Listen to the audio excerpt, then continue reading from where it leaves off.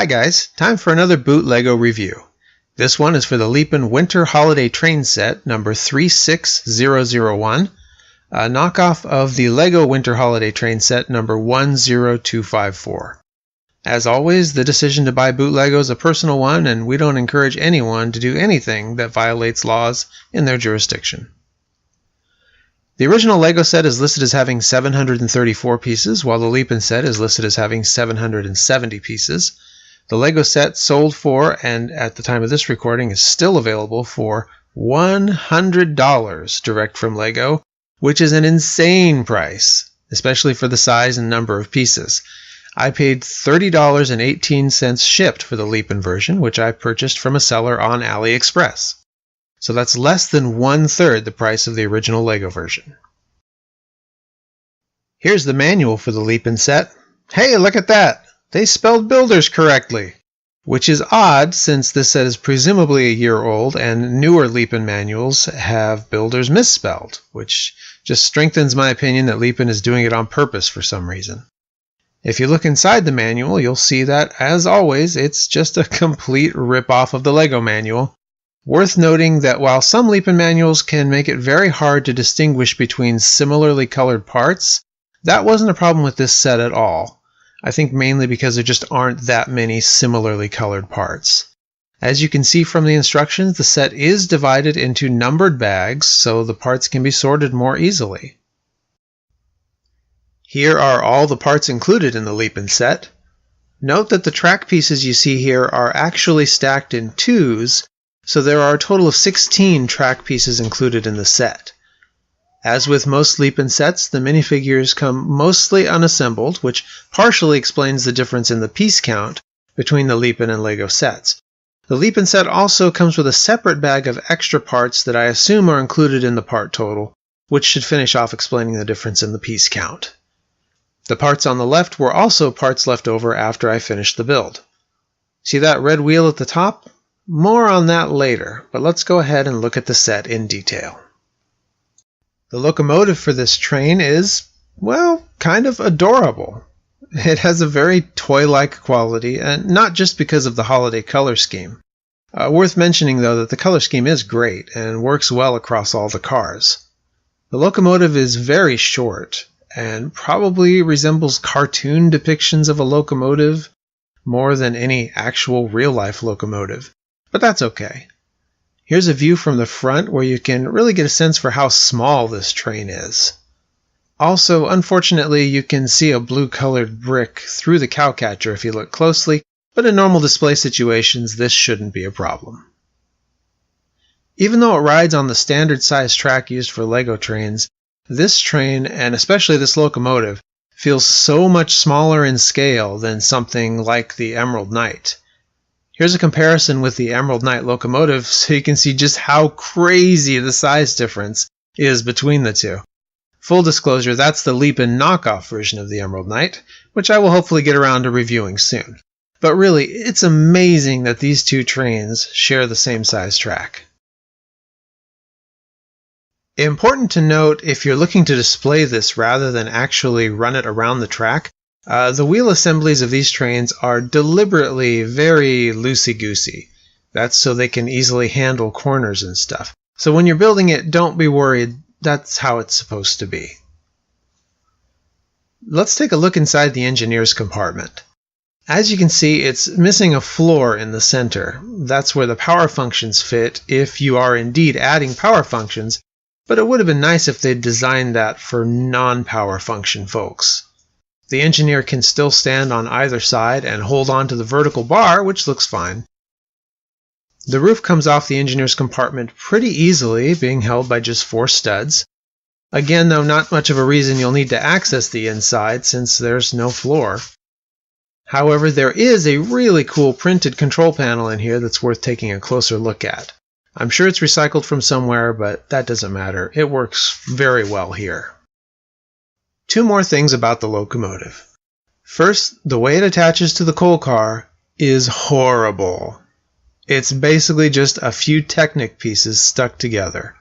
It works fine, but it looks really bad, especially since all the other cars use magnetic attachments. Second, see the red rear wheels on the locomotive? Well, here's how the directions show that part of the build for both LEGO and Lepin. Okay, so there are 3 wheels, referred to as a single piece, even though they're not connected, and then the illustration shows 2 of them. What the heck do you do with the third? Turns out you don't do anything with it. The wheels are packaged in 3s, so the third one is just extra, but the instructions do a poor job of explaining that. In fact, if you look at LEGO's actual product photos for this set, they show the third wheel just hanging out as an extra piece. Seriously, I don't know how they thought people were supposed to get that from the instructions. On to the coal car. Like the locomotive, it's darn cute. Very short and small in scale. The holiday decorations on the side are great, and reminiscent of LEGO's previous holiday train set from 10 years ago, although the colors are kind of reversed. It does have the magnetic car attachment on the backside. If you look inside, you'll see what's supposed to be a pile of coal, I guess. It's fine. The cargo carriage holds a bunch of Christmas gifts that we'll look at later, and it also features a decorated Christmas tree. This car actually has a pretty neat action feature. When it rolls down the track, the tree rotates along with the base underneath it. If there's one possible ding against this set versus the LEGO version, it might be that the rotation was kind of hit and miss for me. The wheel on the front of my car is really loose, which might have something to do with it, or it might just be my poor building skills. I'm not sure which. Oh, and there I just broke the whole thing. Here's a closer look at the train that circles beneath the tree. It's a great little build. Actually, it looks like a train and makes lots of sense for the set. Finally, here's the passenger car, caboose, both. I love the continued holiday colors and decor, but with a slightly different color scheme for the blue roof. And the hanging lanterns on either side are great, as are the swinging saloon doors on each end. The roof comes off easily, held by just 4 studs, but as you can see, the interior space is mighty small. You have a table with a lamp and a mug, 2 seats, and not much room for anything else.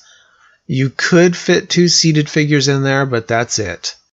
So there's really no practical way to fit your conductor in here with the passengers at all.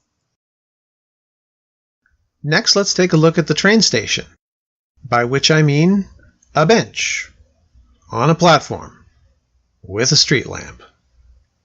To be fair, the street lamp is really nice. It has a great old-timey look even without the holiday wreath. I think the negative reaction to this half-hearted excuse for a station is why LEGO chose to follow this setup in 2017 with the Winter Village station, which complements this set very well. Here are all the Christmas gifts you saw piled in the back of the cargo car. The ones in the front row are meant to resemble wrapped gifts, while the ones in the back represent a spaceship, a wind-up car, a sailboat, and a fire truck. Obviously, these are super simple builds, pretty abstract, yet you can tell what each thing is supposed to be pretty easily. Finally, here are the 5 minifigures included in the set. We'll look at each one more closely in a second. Also, the robot on the end is meant to be included as one of the toys, but it's such a cool little build that I thought it deserved to be an honorary minifigure. Here's the engineer. Nice printing of overalls on the torso. The shovel can also clip inside the cab of the locomotive. Not really much else going on with this figure. Here's the back. No print on the torso at all, which makes no sense. And no hair means no alternate face. The conductor has some great old-timey printing. Both the facial hair and the old-fashioned vest on his torso, complete with pocket watch. The tie matches very well with the color of the legs and the hat. The over-the-shoulder bag is removable, of course, and looks nice. Here he is from the back. The excellent vest printing continues on to the back, but that's about it. No hair, so no alternate face. The woman passenger has some pretty great hair. And the winter jacket printing on the torso is really cool, except for one thing. It's a reuse from a Batman set and was worn by the Penguin. The presence of a necktie just feels a little weird here. Aside from that, though, neat print on the torso that carries over onto the back. Also, since she has hair, let's take a look underneath and see what we get. Aha! An alternate face. Kind of a strange one, though. It looks like she's sleeping. Maybe she got tired of sitting on the bench waiting for the train. The girl passenger is pretty unremarkable. A nice winter jacket printing, I guess, on the torso that carries over onto the back. Even though she has hair, there's no alternate face hiding under there. The boy passenger is slightly better, I guess. He's holding the remote control for the robot, which we'll see in a second. I like this hairpiece quite a bit, and he's wearing a vest that also appears to be a hoodie. Nice printing on the front, but even better printing on the back. How can you not love that anchor with a tentacle wrapped around it? Also, let's check under his hair and find nothing. At long last, my little robot friend. I just like everything about this. It's simple, it's striking, it's very easy to tell what it is, and the calculator printed piece on the chest is just perfect. Oh, and one last thing, the track. I'm trying to give you a bird's eye view so you can see just how much track comes with the set. All of the pieces are curved, no straight or flexible pieces. Depending upon the size of your Christmas tree and its base, this might just barely be enough track to fit around your actual Christmas tree. And there we have it. This is a nice little set, great for putting out for the holiday season.